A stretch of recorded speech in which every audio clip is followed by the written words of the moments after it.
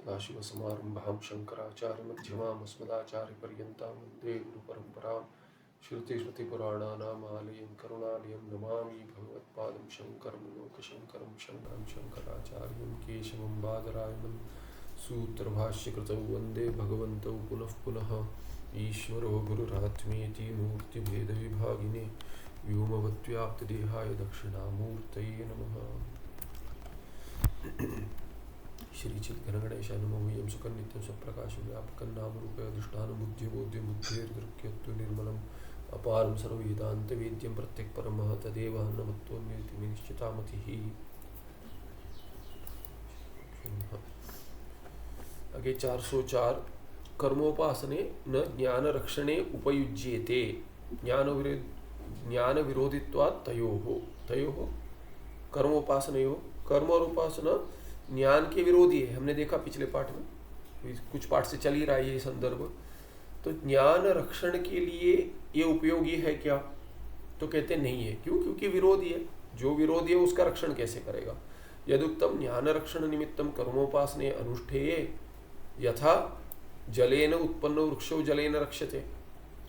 तो जैसे कहा था रक्षण के लिए, तो मान लिए जैसे फल के लिए यदि नहीं है, वृक्ष फल देने के लिए जल की अपेक्षा नहीं रखता, वृद्धि के लिए अपेक्षा रखता है, फिर वृक्ष अपने आप फल देता है। ऐसे सिद्धांति ने समाधान दिया था जब भी कहा कि ये साक्षात फल का हेतु है, जैसे जल वैसे ही कर्मोपासना मोक्ष रूप फल का हेतु होगा। सिद्धांति ने मना कर दिया। तो कहते हैं ज्ञान उत्पत्ति के लिए कर्मोपासन काम आएगा। परंपरा साधन मानते हैं, फिर भी तो उन्होंने कहा कि हाँ ठीक है, जल सेचन से वृक्ष की वृद्धि होती है तो उसके लिए तो हेतु है। फिर पूर्व पक्षी कहता है रक्षण करने के लिए तो मान लीजिए वृक्ष के रक्षण के लिए या तो सूख जाएगा पेड़, पानी की अपेक्षा है, वैसे ही कर्म और उपासना ज्ञान के रक्षण के लिए। ज्ञान अपना फल मोक्ष दे देगा, ठीक है, पर तभी देगा जब ये रक्षण ज्ञान रहेगा, स्थिर रहेगा। तो ज्ञान के रक्षण के लिए मान लीजिए कर्मोपासना हेतु। तो यदुक्तम ज्ञान रक्षण निमित्तम कर्मोपासने अनुष्ठेय, कर्म और उपासना का अनुष्ठान करना चाहिए। क्यों? ज्ञान के रक्षण के लिए, वही निमित्त है। जैसे उदाहरण में यथा जलेन उत्पन्न वृक्ष जलेन रक्षते, जल से जो उत्पन्न हुआ जल से रक्षण होगा उसका। वैसे ही ज्ञान जो कर्म उपासन के द्वारा उत्पन्न हुआ है वो उसी से रक्षित होगा, ऐसे अपेक्षा करता है। किंतु क्या है कि परंपरा साधन है, माने वास्तविक केवल कर्म और उपासन करने से ज्ञान उत्पन्न नहीं होगा, ज्ञान तो श्रवण से उत्पन्न होगा, पर चित्त शुद्धि के लिए कारण बनता है, ऐसे कहा था सिद्धांति ने। तो उदाहरण में कहते हैं जल संबंध अभावे वृद्धोपि वृक्ष शुष्यति, तथा जैसे जल का संबंध नहीं होगा, यदि पानी नहीं डालेंगे वृक्ष में तो कितना भी बड़ा वृक्ष हो बिना पानी के वो सूख जाएगा। वैसे ही तथा कर्मोपासनाभ्याम उत्पन्नम ज्ञानम कर्मोपासनाभ्याम रक्षितम भवति, वैसे ही कर्मोपासन से जो उत्पन्न हुआ है ज्ञान वो कर्मोपासन से ही उसका रक्षण होगा, उस रक्षित होगा, माने उसका रक्षण कर्मोपासन के द्वारा ही होगा। यदि ज्ञानी कर्मोपासने न कुर्यात्, यदि ज्ञानी क्या है कि कर्मोपासन छोड़ देगा तो ज्ञान चला जाएगा, रक्षित नहीं रहेगा। तदा पुनरपि अंतःकरणम अशुद्धम चंचलम च भवेत्। तो ज्ञान उत्पन्न हो गया समझिए, और कर्म छोड़ दिया तो जिससे अंतःकरण की शुद्धि प्राप्त हुई थी वो चली जाएगी, और उपासन छोड़ देगा तो उस उपासन से तो उसको एकाग्रता मिली थी, मन की एकाग्रता प्राप्त हुई थी, वो फिर मन चंचल हो जाएगा।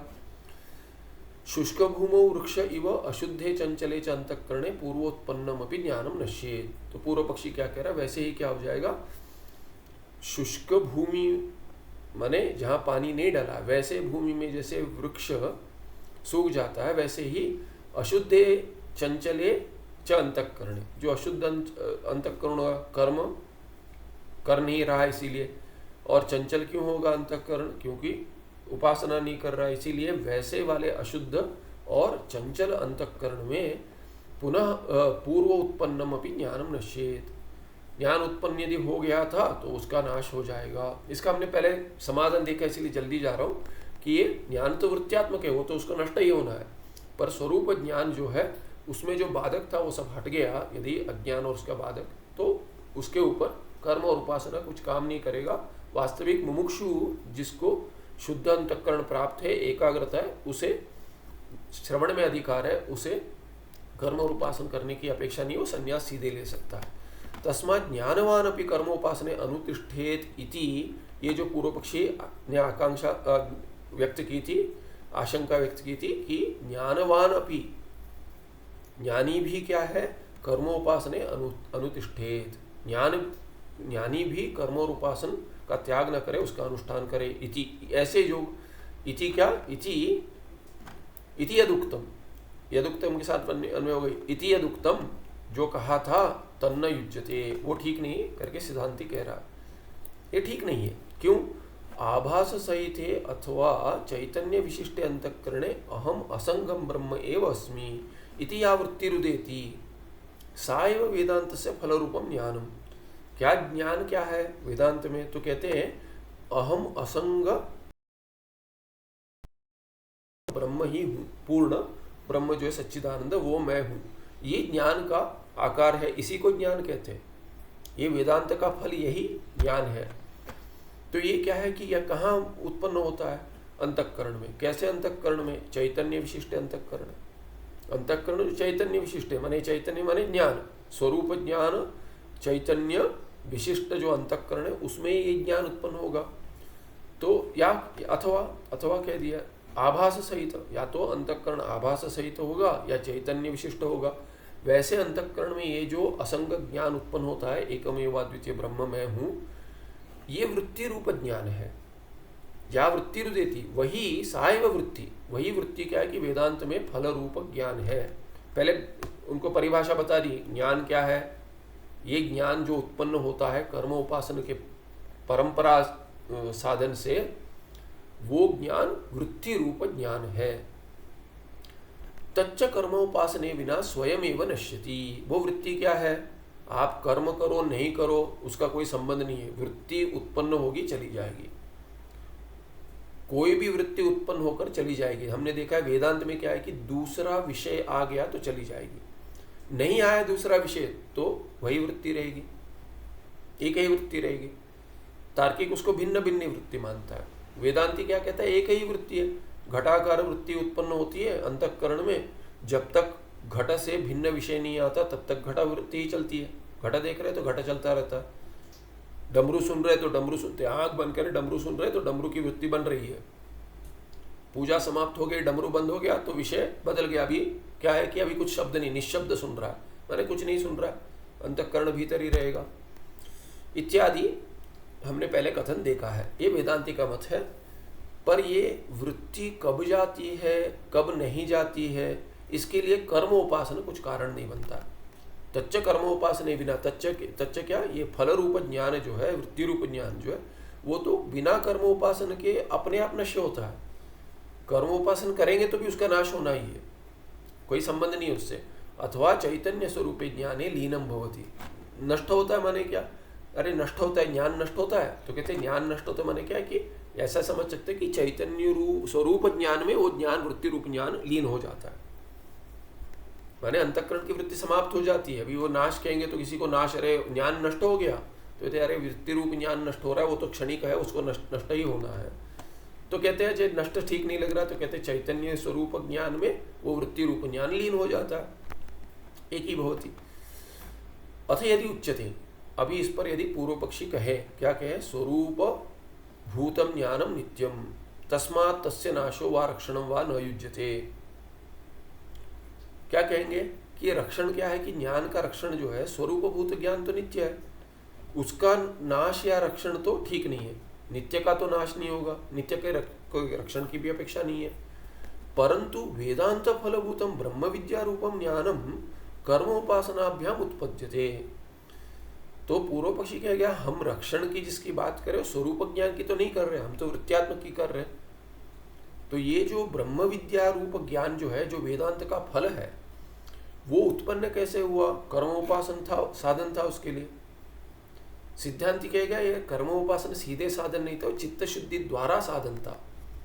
स्वयं ब्रह्म विद्या उत्पन्न नहीं करता है, वो श्रवण उत्पन्न करता है वो ज्ञान। फिर भी अभी कह रहा है कर्म उपासना साधन है उस ज्ञान का, ब्रह्म विद्या रूप ज्ञान का। कर्म उपासना परित्यागे उत्पन्न अपि ब्रह्म विद्या नश्यति। तो ये ब्रह्म विद्या जो उत्पन्न हो नष्ट हो जाएगी। फिर वही कह रहा है वो, हम तो कह रहे हैं ब्रह्म विद्या तो वृत्ति है, उसको नष्ट होना ही है। यदि विषय बदल जाएगा तो ब्रह्म विद्या नष्ट होगी। जिसकी निष्ठा होती है उसको कर्म उपासन करेगा, तो कर्म उपासन किस भाव से करेगा वो? ब्रह्मार्पणम ब्रह्म भी एक ही भाव से ही करेगा, तो करे नहीं करे कुछ अंतर नहीं है उसमें। और जिसकी वृत्ति, जिसको निष्ठा नहीं है, जिसको निष्ठा नहीं है, उसकी तो ब्रह्म विद्या वृत्त्यात्मक जो ब्रह्म विद्या बनी है, ज्ञान जो है वृत्त्यात्मक ज्ञान, वो तो वैसे भी नष्ट होगा, विषय बदलने से नष्ट होगा। और जिसकी निष्ठा अधिक हो गई वो तो समाधि में चला जाएगा, और कुछ मन में नहीं चलेगा तो क्या लीन हो जाएगा, अंतःकरण लीन हो जाएगा। तो वृत्ति चलती रहेगी वैसे वाले त्रिपुटी रहेगी, वैसे वाली समाधि होगी, या वृत्ति नष्ट हो जाएगी वैसे समाधि होगी, दूसरा विषय नहीं होगा। तो ये ब्रह्म विद्या का नाश होगा, उत्पन्नापि ब्रह्म विद्या नश्यति, माने ये तो कार्य जो कर लिया उसने, अविद्या का नाश कर लिया, उसके बाद उसका कोई अपेक्षा नहीं है कि ब्रह्म विद्या वृत्ति चलती रहे। ब्रह्माकार वृत्ति की चलने की अपेक्षा नहीं है। कब नहीं है? जब अज्ञान का नाश हो गया, अविद्या के नाश के लिए है, उसका नाश हो गया तो उसको कर्म उपासन से कोई संबंध नहीं है उसका। फिर भी पूर्व पक्षी समझा नहीं है, कहता है तस्मात् तस्य अपि रक्षणाय कर्मोपासने ज्ञानिना अपि अनुष्ठेये इति। तो कहता है नहीं, पर वो जो उत्पन्न हो गया वो उसको रखने के लिए तो कीजिए, वो नष्ट हो जाएगा। माने वो सोचता है कि ये नष्ट हो जाएगा, चलिए नश्यति नश्यति जो कह रहे, वो तो यदि उत्पन्न हो गई तो उसको, वो नष्ट होने वाली, वो तो कर्मोपासना करेंगे तो रह जाएगी, ऐसा मत है उसका। पूर्व पक्षी कह रहा है उसको रखिए, कि उसका रक्षण कीजिए, इसीलिए रक्षण के लिए कीजिए। तदपि न संभवती कहते, वो तो संभव नहीं है। क्यों? सकृद उत्पन्न या अंतःकरण से ब्रह्माकार वृत्त्या तत्क्षणे एव अज्ञान भ्रांत्योः नाश रूपम फलम सिद्ध्यति। तो एक मत है जिसमें कहते हैं एक बार भी अंतःकरण में ब्रह्माकार वृत्ति बन गई तो उसी क्षण में, तत्क्षणे एव, उसी क्षण में क्या हो जाए, अज्ञान भ्रांत्योः हो, अज्ञान और उससे उत्पन्न भ्रांति जो है उसका कार्य, अज्ञान और उसका कार्य, अज्ञान भ्रांतियों द्विवचन है, उनका नाश रूप फल प्राप्त हो जाता है, सिद्ध हो जाता है। तो ये सकृत माने एक बार उत्पन्न हुआ, तो ऐसे कह दिया अज्ञान भ्रांतियों नाशानंतरम पुनरपि वृत्ते संरक्षणे नास्ति उपयोगः। अज्ञान नाश ही उसका कार्य है, जब तक अज्ञान का नाश नहीं होता तब तक वृत्ति चाहिए। तो कहेंगे वृत्ति में प्रयास करेंगे। अभी एक मत है कि एक बार उत्पन्न हो गया ठीक से तो वो अज्ञान का नाश कर देगी वृत्ति।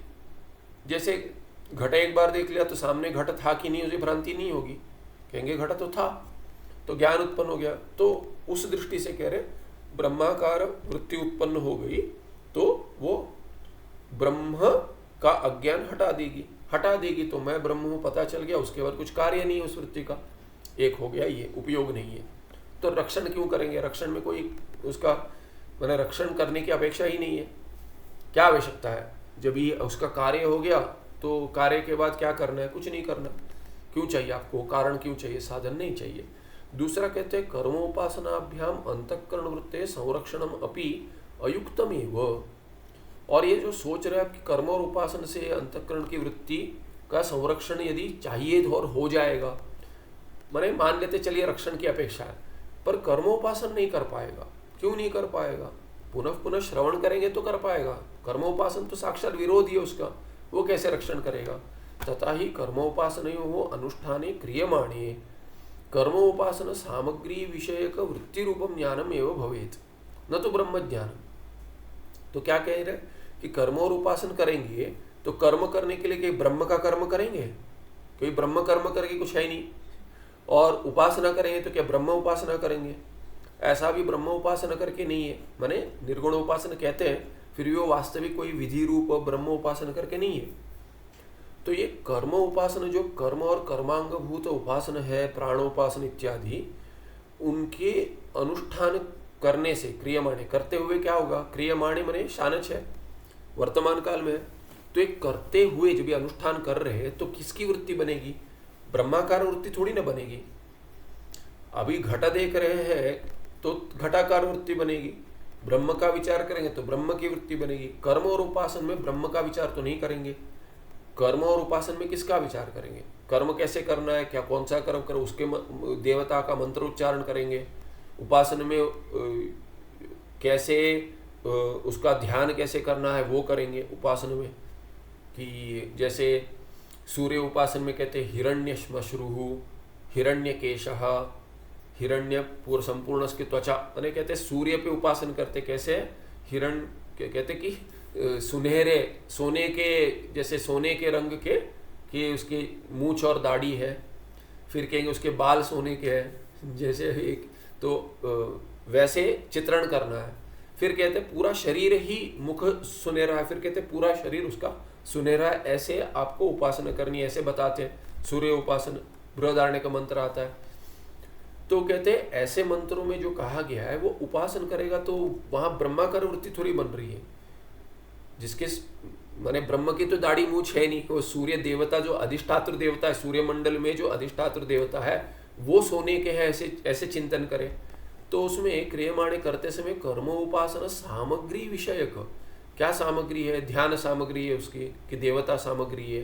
कर्म में भी देवता, कौन से देवता को क्या चाहिए, क्या भोग लगाएंगे, कभी उसकी आहुति देंगे, किस मंत्र के द्वारा कब देंगे, किस क्षण में देना है, इत्यादि जो सामग्री है उस विषय की वृत्ति बनेगी अंतःकरण में।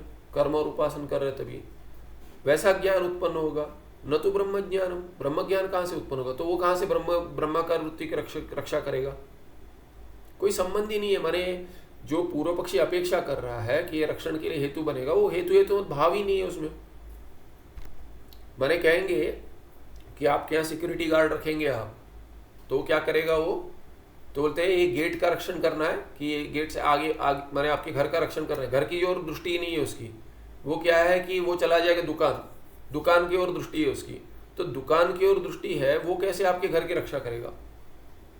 तो वैसे ही क्या है कि ये जो कर्म और उपासन के सामग्री और की जो आपकी वृत्ति बनेगी, तो वो ब्रह्म ज्ञान की कैसे वृत्ति की कैसे रक्षा करेगा? क्योंकि ब्रह्म ज्ञान तो उत्पन्न हो ही नहीं रहा है, रक्षण कहाँ से करे? वृत्त्यंतर उत्पत्तो प्रथमा वृत्तिर न अवतिष्ठेत इति नियमात। तो पूर्व पक्षी कहेगा ब्रह्माकार वृत्ति तो बन रही है ना, तो ये दूसरी वृत्ति साथ में बनेगी कर्म और उपासन की। ऐसा संभव नहीं है, क्योंकि सिद्धांत क्या है? वृत्ति एक साथ दो नहीं बनती, एक विषय होगा, उसकी वृत्ति यदि बन गई है, ब्रह्माकार वृत्ति बन गई है। अभी आप कहेंगे रक्षण के लिए कर्म और उपासन करो, तो कर्म उपासन के विषय की वृत्ति बनेगी, तभी ब्रह्माकार वृत्ति हट जाएगी। तो वृत्त्यंतर माने कर्म या उपासना विषयक वृत्ति उत्पन्न होने पर प्रथमा वृत्ति कौन सी है? ब्रह्माकार वृत्ति। वो नावतिष्ठेत, वो तो नहीं रहेगी। उसके रक्षण के वास्तविक तो क्या है? कर्म उपासन हेतु बना ब्रह्माकार वृत्ति हटाने के लिए, न कि उसके रक्षा के लिए। विरोधी है उसका।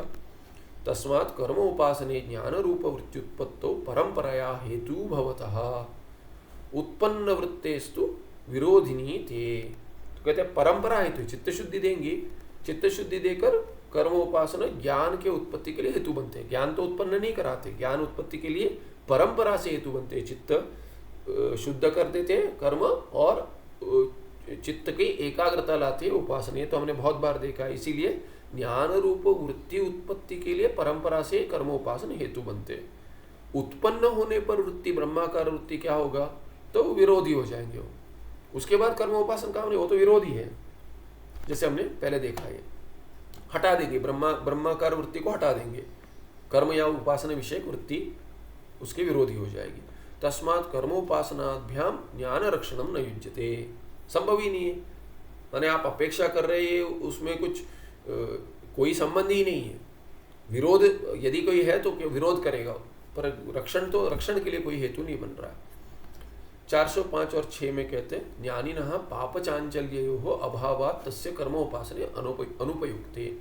और आप जो कह रहे हैं कि उसका चांचल्य आ जाएगा, चित्त शुद्धि चली जाएगी और चांचल्य आ जाएगा, इसी क्योंकि कर्म और उपासना जो चित्त शुद्धि और एकाग्रता के हेतु है वो चले गए तो क्या होगा? फिर उसके बाद क्या है कि कारण चला गया तो कार्य भी चला जाएगा।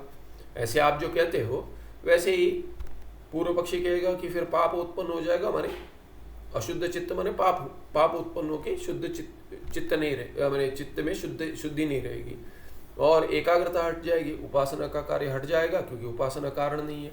तब क्या, एक मन चंचल बन जाएगा। तो ये कहते हैं ज्ञानी को तो ज्ञानी मान रहे आप, ज्ञानी है तो ज्ञान उत्पन्न कैसे हुआ? पाप समाप्त हो गया, माने जो ज्ञान उत्पन्न होने में बाधक बन रहा था वैसा वाला पाप चला गया, तो उसका वही उसी को चित्त शुद्धि करे तब जाकर ज्ञान उत्पन्न हुआ है। और चांचल्यता होती तो ज्ञान उत्पन्न नहीं होता। एकाग्रता है, श्रवण सिद्ध हो पाया, मनन सिद्ध हो पाया, निधिध्यासन हो रहा है, इसीलिए कि पाप चांचल्य है ही नहीं ज्ञानी का। यदि है नहीं तो अभाव नहीं, अभी पुनः कहाँ से आ जाएगा, है ही नहीं वो। इसीलिए क्या कर्मोपासना कोई प्रयोजन नहीं करते, उसके लिए कोई उपयोग नहीं है, अनुपयुक्त है। शुभ कर्म त्यागेन अशुभ कर्म अनुष्ठानेन वा ज्ञानिनः पाप असंभवः। कि ज्ञानी कौन है? जिसका संचित हट गया है ना, प्रारब्ध केवल है और आगामी भी हट गया है। जो संचित हट गया है उससे क्या होगा, आगे जन्म नहीं आएगा जिसमें पुण्य पाप आएगा और कुछ कारण बनेगा। दूसरा क्या है कि आगामी हट गया तो क्या होगा, वो कुछ अशुभ कर्म यदि कर भी देता है, प्रारब्ध में कुछ संपर्क हो जाता है, पहले का कुछ संस्कार काम कर रहा है और उससे अशुद्ध कर्म कर भी लेता है, अशुभ कर्म, उससे ज्ञानी को पाप नहीं लगता। क्यों? क्योंकि वो करता नहीं है, क्योंकि वो नहीं कर रहा है ना, शरीर द्वारा जो हो रहा है वो करता नहीं, उसको कर्तृत्व भाव ही नहीं है। तो यदि कर्तृत्व भाव नहीं है तो पाप यदि गुणा गुणेषु वर्तन्ते इति मत्वा न सज्जते, ऐसे यदि उसकी दृष्टि है, वो अपने आप को ब्रह्म मानता है, तब क्या होगा कि अरे इसने पाप कर दिया करके, अरे उसकी दृष्टि नहीं, आपकी दृष्टि है, पुण्य किया पाप किया। कहते हैं अरे हमारे गुरुजी ज्ञानी है, बहुत बहुत दानी है, बहुत दान करते, उनको बहुत पुण्य मिलेगा। अरे ये आपकी दृष्टि है, उनको पुण्य नहीं मिलेगा, आपको मिलेगा। आपके गुरुजी है ना, तो आपकी श्रद्धा है, आप उनकी सेवा करेंगे, आपको मिलेगा। वो जो दान कर रहे हैं ना, उसका भी कर्म का फल आपको मिलेगा। तत्वबोध में जैसे आता है, माने क्योंकि ये सेवा कर रहे हैं, वास्तविक सेवा का, पुण्य का, जनों की सेवा कर रहे हैं, अच्छे गुरु की ब्रह्म दृष्टि से कर रहे हैं, तो ईश्वर दृष्टि से कर रहे हैं, इसीलिए क्या उनको पुण्य का फल मिलेगा। तो क्या है कि अर्थवाद में कह देते हैं कि ज्ञानी का जो पुण्य है वो उनको मिलेगा, भक्तों को मिलेगा, और उनके पाप का कर्म किसको मिलेगा? वो यदि पाप कर रहे तो वो तो नहीं कर रहे, उनके तो कर्तृत्व तो नहीं, वो कह रहे पाप कर, शरीर से पर पाप हो रहा है, ठीक है हो रहा है, तो मैं तो नहीं कर रहा हूँ, तो उसका फल किसको जाएगा? तो बोलते मुझे तो नहीं मिलेगा, तो किसको मिलेगा? वास्तविक नष्ट हो जाएगा। किंतु क्या कहेंगे तत्वबोध में, अर्थवेद क्या कहा, जो उनकी निंदा करते हैं, दुख देते हैं, उनको पाप चला जाएगा, ऐसे कहा गया। माने वास्तविक उन्होंने पाप कर्म किया, इसलिए पाप कर्म उत्पन्न होगा। फिर भी ऐसे भी ले सकते हैं, वास्तविक जैसे होता है वैसा भी ले सकते हैं। जैसे उदाहरण आता है कि कहते हैं किसी ने कर्म किया, दूसरे को फल कैसे मिलेगा? तो उसके लिए भी शास्त्र में उदाहरण है। पुत्र कर्म करता है, श्राद्ध कर्म करता है, फल मिलता है पिता को, उसको नहीं मिलता। तो वैसे एक उदाहरण से भी घटा सकते हैं। फिर भी अर्थवाद भी लेकर घट जाएगा, अर्थ की उसको जो जैसे करेगा वैसे भोगेगा, पर ज्ञानी तो करता नहीं है इसलिए नहीं भोगेगा। इसीलिए न उसको शुभ कर्म त्याग से और न ही अशुभ कर्म करने से, अनुष्ठान से ज्ञानी को कोई पाप मिलेगा। प्रारब्ध से जो चल रहा है वैसे चल रहा है, प्रारब्ध ही चल रहा है बस, और कुछ नहीं है, ऐसा मानना पड़ेगा। यदुक्तम ज्ञानिनः कर्म त्यागेन पापम संभवेत इति तदयुक्तम। ज्ञानी को कर्म त्याग करने से पाप मिलेगा, क्योंकि श्रुति क्या कहती है? यावत जीव श्रुति कहती है, यावत जीव माने यावत जीव श्रुति कहते यावत जीवेत अग्निहोत्रम जुह्यात।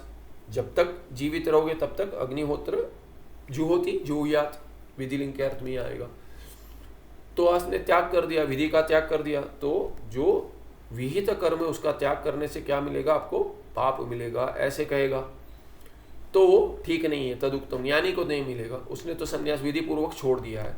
तथा ही शुभ कर्म त्यागा पाप हेतु न भवती। पहले तो कहते शुभ कर्म का त्याग से तो पाप उत्पन्न नहीं होगा। क्यों? विहित कर्म का त्याग माने अभाव रूप है, अभाव से भाव की उत्पत्ति नहीं होती। जो शुभ कर्म का त्याग है या नित्य कर्म का भी त्याग है, त्याग तो अभाव हो गया, अभाव से भाव रूप पाप की उत्पत्ति कैसे होगी? हम तो शून्यवादी नहीं है, भाव से भाव की उत्पत्ति होती है, अभाव से भाव की उत्पत्ति कैसे होगी? उसके लिए टिप्पण दिए नासतो विद्यते भाव, जो नहीं है उससे क्या उसका अस्तित्व कहाँ से आ जाएगा? शुभ कर्म का त्याग पाप का हेतु कैसे बनेगा? पूछिए माता जी। हम कहते हैं ना कि अगर विहित कर्म हम नहीं भी करेंगे तो प्रत्यवाय दोष आएगा करके बोलते हैं ना। मैंने बताया था पहले प्रत्यवाय दोष क्या है, पहले बताया था मैंने। देखिए, अभाव से भाव की उत्पत्ति नहीं होती। प्रत्यवाय दोष क्या है? प्रत्यवाय दोष वो दोष है जो नित्य कर्म नहीं करने से प्राप्त होता है। माने क्या है वो दोष? क्या है कि वास्तविक नया पाप उत्पन्न नहीं होता है। तो समझना चाहिए नित्य कर्म से क्या होता है। नित्य कर्म क्या करता है? नित्य कर्म ऐसा पुण्य उत्पन्न करता है जो पहले किए हुए कुछ पाप का विरोधी है, तो उसको नष्ट कर देता है। प्रायश्चित रूप कर्म मानेंगे उसको। मैं प्रायश्चित जैसे ही फल देता है, प्रायश्चित नहीं है नित्य कर्म। नित्य कर्म, काम्य कर्म, प्रायश्चित कर्म भिन्न मानते हैं, पर प्रायश्चित क्या करता है? विरोधी होता है किसी पाप कर्म का, ऐसे अदृष्ट उत्पन्न करता है। तो नित्य कर्म क्या करता है? नित्य कर्म पूर्व जो पाप कर्म किया है उसका आज दुख यदि भोगना है तो उसको कम कर देता है। कैसे कम कर देगा? कि उससे अदृष्ट उत्पन्न करेगा। नित्य कर्म रोज करने से कुछ कर रहे हैं, नित्य संध्यान सोचिए, संध्यान में अग्निहोत्र कर रहा, वो रोज कुछ उत्पन्न करेगा अदृष्ट, रोज कर रहा है इसीलिए दिन में 2 बार करेगा, संध्या 3 बार करेगा, तब क्या होगा? वो कुछ अदृष्ट उत्पन्न करेगा। और पहले का जो पाप आज काम कर रहा है, फल दे रहा है, रोज कुछ ना कुछ तो पाप फल देगा। सारा दिन तो सभी कोई सुखी नहीं होते, बीच में कुछ दुख भी आता है, कहीं चलते चलते पैर लग गया, चोट लग गई इत्यादि कुछ भी होता है। तो ऐसे जो छोटे मोटे जो पाप का फल है, पहले के किए हुए जो है, पहले पाप किया है उसने, उसका जो फल है उसका विरोधी बनता है ये, है ना। तब अभी नहीं करेंगे तो क्या होगा? विरोधी नहीं बनेगा। यदि नित्य कर्म नहीं करेंगे तो ये पाप फल देगा, दुख देगा। इसीलिए क्या है कि शुभ कर्म का या नित्य कर्म का त्याग करेंगे तो ये नया प्रत्यवाय उत्पन्न नहीं करेगा। उसको प्रत्यवाय दोष उसी को कहते हैं जो पहले किया हुआ ना पाप भी, प्रत्यवाय भी पाप ही है, फिर भी वो नया उत्पन्न नहीं होता नित्य कर्म के न करने से। भगवान भाष्यकार कहते हैं हम प्रत्यवाय मानते हैं पर वास्तविक नया प्रत्यवाय, नया पाप उत्पन्न नहीं हो रहा है, पूर्व पाप फल दे रहा है। उससे बचने के लिए आप कवच के रूप में नित्य कर्म कीजिए। वो नहीं करेंगे तो पहला कर्म, पाप कर्म फल दे देगा। तो ये मानते हैं हम। तो इसीलिए क्या है कि केवल त्याग से नया कुछ पाप उत्पन्न नहीं होगा, क्योंकि त्याग तो अभाव है। तो अभाव जो असत है उसका भाव कैसे आएगा? वो कैसे फल उत्पन्न करेगा? कथम असत सज्जाएत, ऐसे फिर छांदोग्य श्रुति भी है, एक भगवद गीता स्मृति दे दी है। फिर कह दिया कथम असतः सज्जाएत, कि सत कैसे असत से उत्पन्न होगा। कथम माने कथम अपि न भवति, कैमुत्य का प्रश्न है। इति इत्यादि वचनेभ्यः नाम न अभावात् भावोत्पत्ति संभवति। अभाव से भावोत्पत्ति संभव नहीं है, ये स्पष्ट है। इसमें तो कुछ संशय नहीं है कि अभाव से भाव की उत्पत्ति कभी नहीं हो सकती। इसीलिए कि शुभ कर्म त्याग से तो, वो शुभ कर्म त्याग तो पाप का हेतु नहीं बनेगा, अभाव किसी भाव का हेतु नहीं बनेगा, भाव कार्य का। किंतु निषिद्ध कर्म अनुष्ठान में वो पाप हेतु। निषिद्ध जो केवल शुभ कर्म का त्याग नहीं, यदि आपने कुछ ऐसा कर्म किया जिसमें न विधि है न निषेध है, तो ना वो पुण्य उत्पन्न करेगा न पाप उत्पन्न करेगा। जैसे आप खाना खा रहे हो, दिन में कुछ भोजन कर रहा है, भोजन करना है, भूख लगी है, खा लिया, अभी कहीं उसमें निषेध नहीं है, अभी हाँ इस समय पर नहीं खाना है, ऐसे नहीं करना इत्यादि होगा, तो निषिद्ध नहीं है, आपने ठीक समय पे खाया। और कुछ निषिद्ध वस्तु नहीं खाया, ये सब ये नहीं खाना, ये नहीं खाना, कलंजम ने बक्षेत ये कहा तो ये नहीं खाना है, तो वो निषिद्ध नहीं कहा तो पाप उत्पन्न नहीं होगा। और कोई ऐसा, कोई शास्त्र कुछ विधि नहीं करता कि ये खाइए, कि आपको पुण्य के लिए ये खाइए, ऐसा कुछ विधि नहीं है। तो खाने में विधि नहीं है, भूख लगी तो खाते हैं, ये स्वाभाविक है। क्या नहीं खाना है बोला गया है वो नहीं खाएंगे तो क्या होगा? न पुण्य उत्पन्न होगा न पाप उत्पन्न होगा। इसीलिए क्या कि निषिद्ध कर्म अनुष्ठान ही एक है जो पाप का हेतु बनता है, न कोई सामान्य कर्म जिसमें न विधि न निषेध है। और विधि के त्याग से, शुभ कर्म के त्याग से पाप उत्पन्न नया नहीं होगा, और ना ही सामान्य जिसमें न विधि न निषेध है वैसे कुछ कर्म करने से न पाप उत्पन्न होगा। किंतु निषिद्ध कर्म अनुष्ठान से ही पाप उत्पन्न होगा। भाष्यकार आदि भी अयम अर्थ बहुधा प्रतिपादित है। बहुत बार भगवान भाष्यकार कहते हैं, कर्मकांडी को हर बार कहते हैं कि ये कभी भी ये नित्य कर्म त्याग से प्रत्यय आएगा, तो कहते नहीं आएगा, नया प्रत्यय तो उत्पन्न नहीं होगा कुछ। हाँ, पाप पूर्व फल देगा, ठीक है।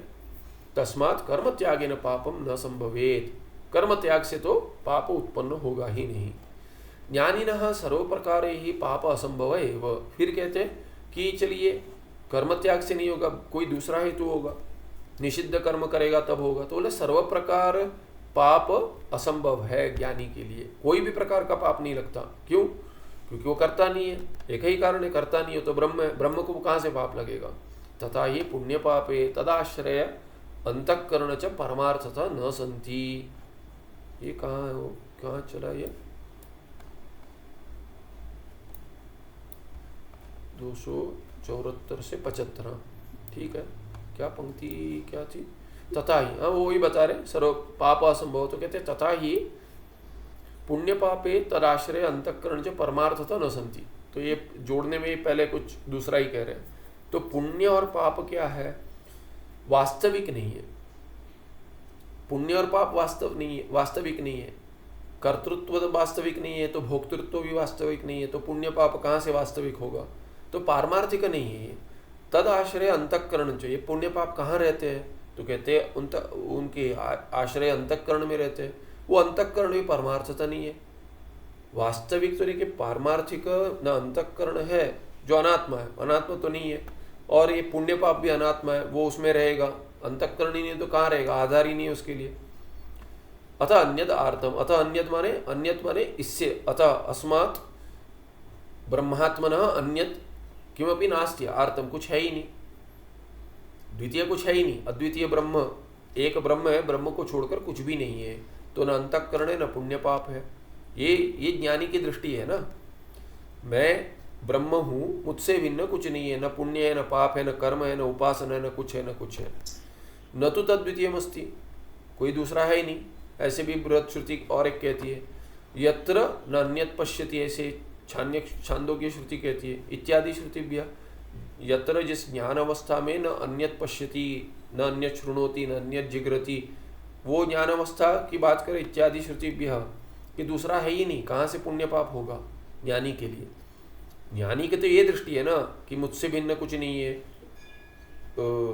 ये न कुछ दूसरा देखता है न कुछ दूसरा सुनता है, तो उसको पुण्य पाप कहाँ से होगा, कर्म ही नहीं होगा।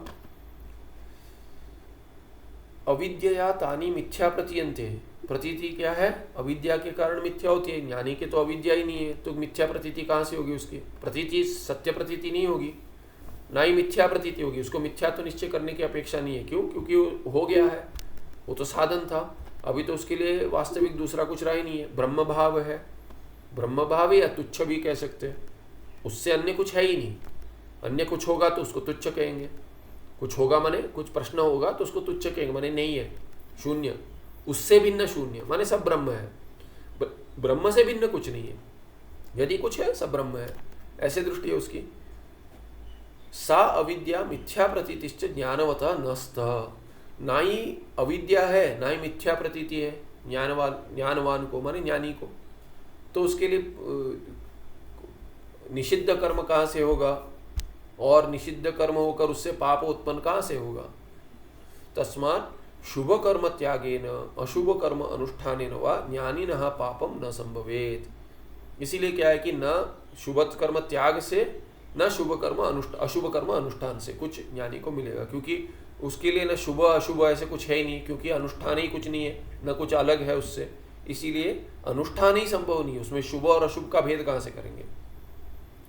तो कहेंगे कि वंद्यापुत्र है, उसमें वो बड़ा है कि छोटा है, कहेंगे अरे वंद्यापुत्र ही नहीं है तो बड़ा छोटे का प्रश्न ही नहीं आएगा।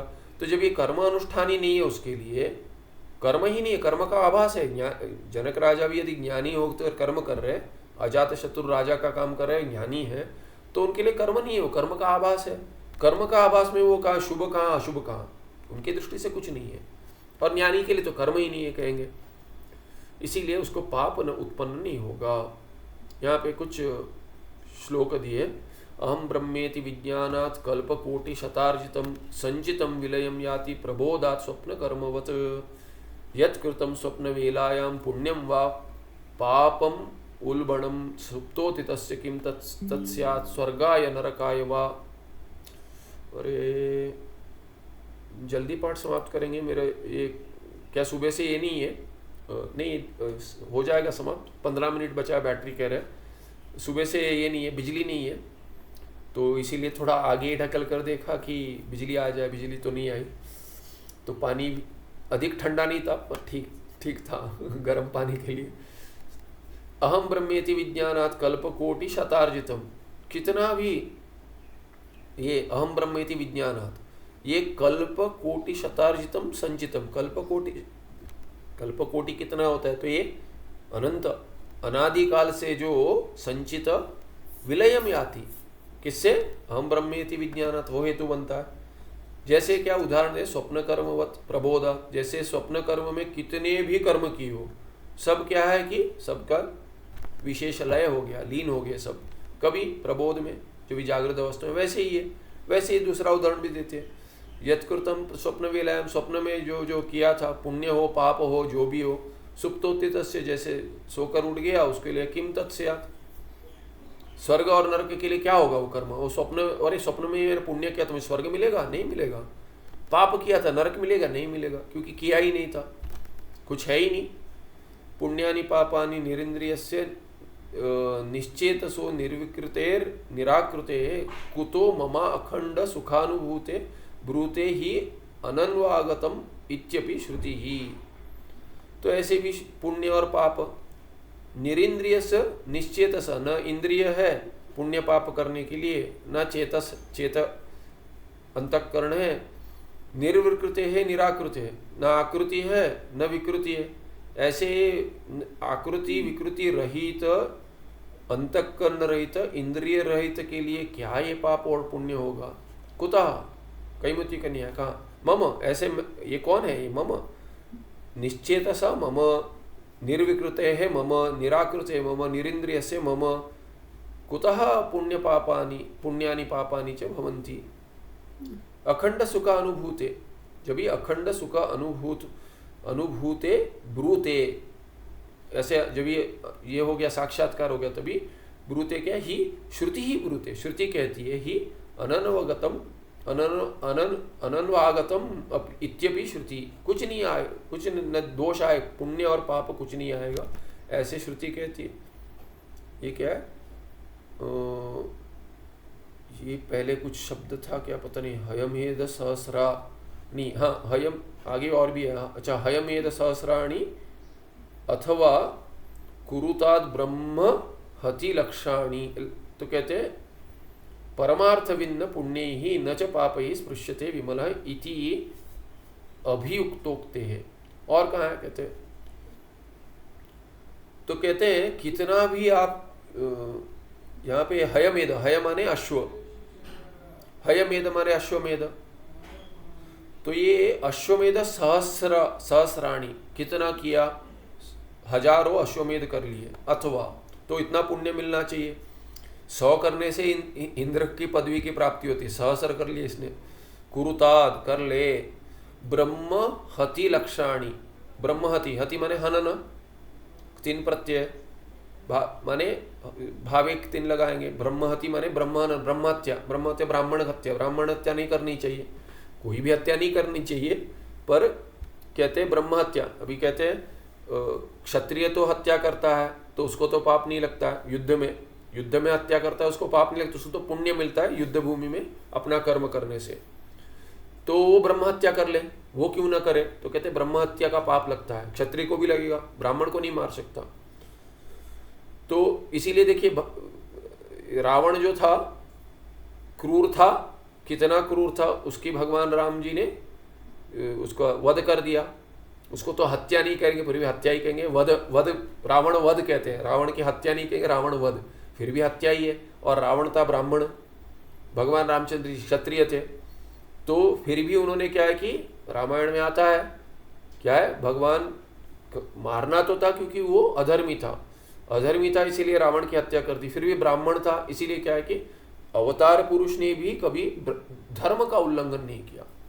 धर्म कैसे पालन करना है वो उन्होंने दिखाया। और भगवान रामचरित्र धर्म के माने स्तंभ थे, धर्म पुरुष कहते थे। तो उन्होंने क्या है कि जाकर रामेश्वर में ये किया, ब्रह्म हत्या का प्रायश्चित किया। तो ब्रह्म हति लक्षाणी इतना भी कर ले, लक्ष्य ब्रह्म हत्या कर ले, तो भी उसको क्या है पुण्य पाप नहीं लगेगा। ऐसे ज्ञानी की स्तुति की है, ज्ञान की स्तुति है, ज्ञानी की माने ज्ञान की स्तुति है, क्योंकि वो ब्रह्म ही है। परमार्थवित न पुण्य ही न च पाप ही स्पृश्यते विमल। तो ये विमल विगतः मल यस्मात् बहुरी है कि जिससे सब मल पाप चले गए, उसको ना पुण्य मिलेगा ना पाप मिलेगा। वैसे परमार्थवित जो है ब्रह्मवित यानी उसको सहस्र अश्वमेध से या लक्ष्य ब्रह्मति से, मैंने एक कोई संख्या दे दी, कितनी भी कर ले कुछ भी कर ले, क्योंकि क्या है गुणा गुणेशु वर्तन्ते इति मत्वा न सज्जते। वही भगवान कृष्ण कह रहे थे कि तुम सोचकर निमित्त मात्रम भव सव्यसाचिन, ये तो सब हो गया है, वो सब उससे तुम्हारा कोई लेना देना, तुम अकर्ता अभोक्ता हो, ऐसे भगवान सिखाते हैं। ये हो गया 405। 406 में बैटरी कम है तो यही समाप्त करते हैं आज, बस है। अगले इसमें अगले पार्ट में देखेंगे। प्रयास कर रहा हूँ थोड़ा जल्दी चले क्योंकि बहुत बचा, अभी भी 100 पन्ने बचे हैं। तो यदि संभव हो तो मेरे प्रवास और भी आएंगे, इसीलिए क्या है कि जितना जल्दी हो समाप्त कर दें सोच रहा हूँ। ऐसा नहीं कि जल्दबाजी में, जल्दी पर जल्दबाजी में नहीं करेंगे।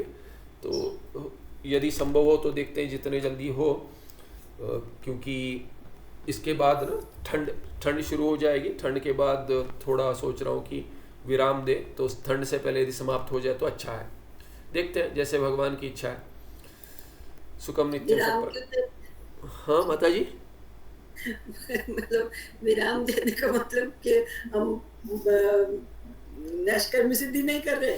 निष्कर्म सिद्धि का आप पूछ रहे थे, उसके पहले और किसी ने भी ये भी पूछा है, क्या कहते हैं, उन्होंने एक उपनिषद, ऋग्वेदीय उपनिषद पूछा है। अभी विचार कर रहा हूँ क्या करूँ, क्या पहले करूँ, क्या बाद में करूँ, या कब करूँ या नहीं करूँ, क्योंकि इसके लिए मुझे थोड़ा एकांत में जाना था। पर सोच रहा हूँ एक पाठ करूँ क्या, किसी से पूछ लूँगा। किसी ने कहा है कि आप 1 वर्ष एकांत में चले जाइए, तो अभी ठीक है, पाठ के बाद बात करें, रिकॉर्डिंग बंद कर। सुखम नित्यं स्वप्रकाशम व्यापकं नाम रूपे अधिष्ठानं बुद्धे बुद्ध्यं बुद्धेर्दृक्यत्व निर्मलं पारं सर्ववेदान्त वेद्यं प्रत्यक् परमं तदेवान्नमत्तो निश्चितामति। नमस्ते।